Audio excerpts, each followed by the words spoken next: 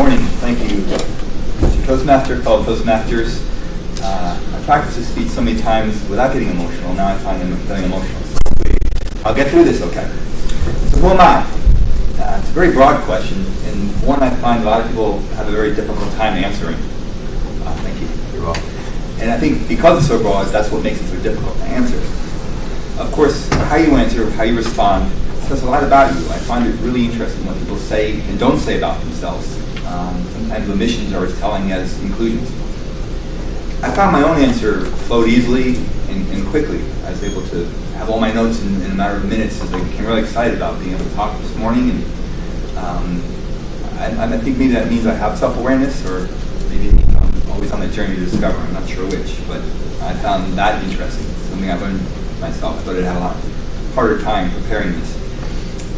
While my professional career is something important to me and something that takes up a lot of time, much too much of my free time actually, it's of course important, but it's really only something I do so I have a means to enjoy the rest of my life.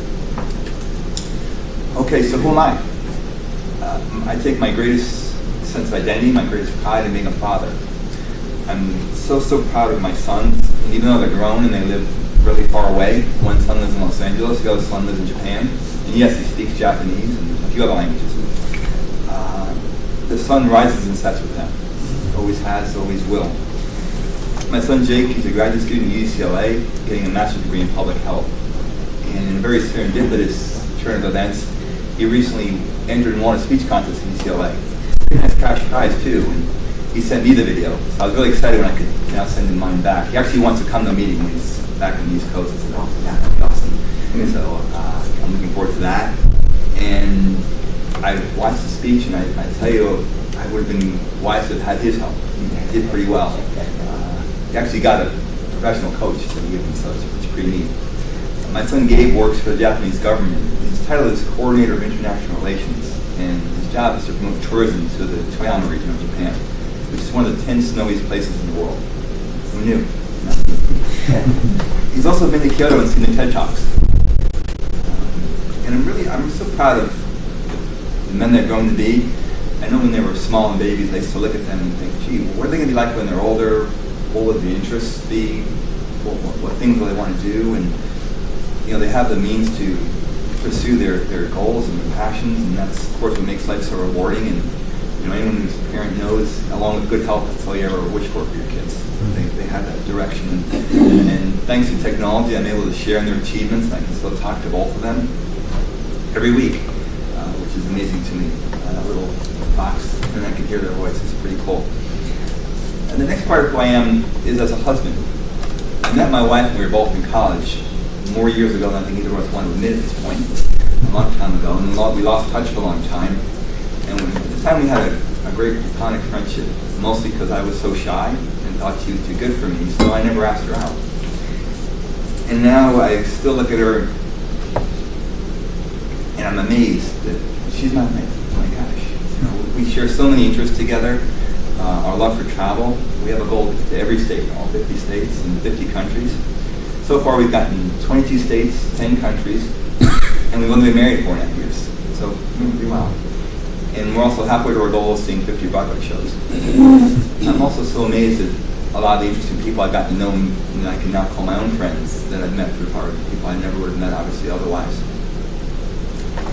And finally, I take pride in being, I believe, an interesting person, someone who's reasonably well informed. I like to read, collect things, souvenirs from all the trips that my wife and I go on. I collect coins. I think it's really important to continually grow and develop as a person. And the point of life is to learn. One of the big points.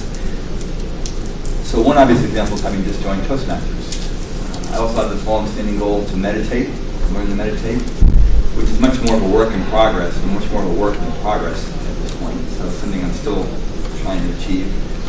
I think your health is so vitally important, and I think it's something a lot of people take for granted. So I have a lifelong commitment to exercising. I get up between 4 and 5 every day, go to the gym during the week to try to maintain my health. Professionally, I make my living as a salesperson. I always have ever since I've worked, and gone to many training classes over the years. And one of the things that they always start out with the instructors, well, everyone get up and tell us about yourself. Cliche, yes, but important. So I always say, I like to lift weights and I like to play chess. And I think, your interests are really what shapes your personality, and it's so important. And people who can't tell you what they're passionate about, I find that sad.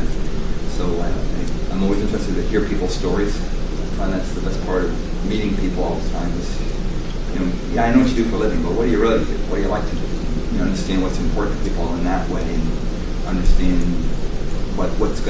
how do you relate to them, and with the way you share information. I think that's equally important if they're analytical or they're more social, etc. And that's my answer. I'm a father, a husband, someone who's interesting, and I'm always trying to be a little bit more interesting. Very good.